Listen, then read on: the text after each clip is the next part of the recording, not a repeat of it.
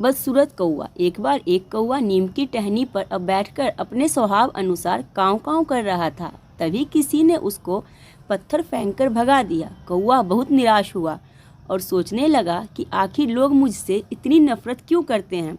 भगवान ने मुझे इतना काला और बेसुरा क्यों बनाया है। यह सोचकर वह एक हंस के पास गया और बोला, तुम कितने सुंदर हो भाई, तुम्हारे पंख कितने आकर्षक हैं। लोग तुमको देखने के लिए दूर दूर से आते हैं और मुझे दूर से ही उड़ा देते हैं। हंस बोला, मेरे पास तो केवल एक ही रंग है, मुझसे ज़्यादा सुंदर तो तोता है जिसके पास दो दो रंग है। हंस का जवाब सुनकर कौवा तोते के पास गया और तोते से बोला, भाई तुम कितने सुंदर हो, तुम्हारे पास दो दो रंग है, मेरे पास तो एक ही रंग है, वह भी भद्दा। तोता कहता है कि नहीं भाई, मुझसे ज़्यादा सुंदर तो मोर है, उसके पास तो कई रंग हैं, मुझसे ज़्यादा रंगीन और आकर्षक तो मोर लगता है।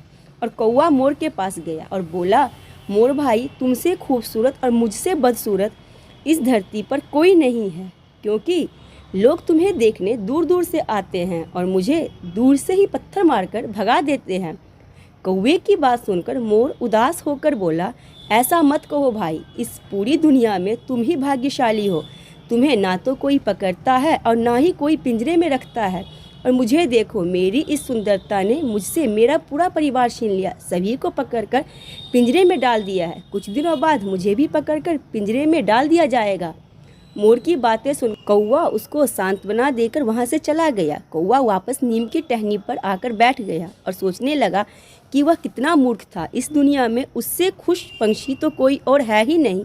इसके बाद वह फिर से काँव काँव करने लग जाता है। दोस्तों, इसीलिए कहते हैं कि अपनी तुलना कभी भी किसी से नहीं करनी चाहिए। हम जैसे हैं सबसे सुंदर हैं।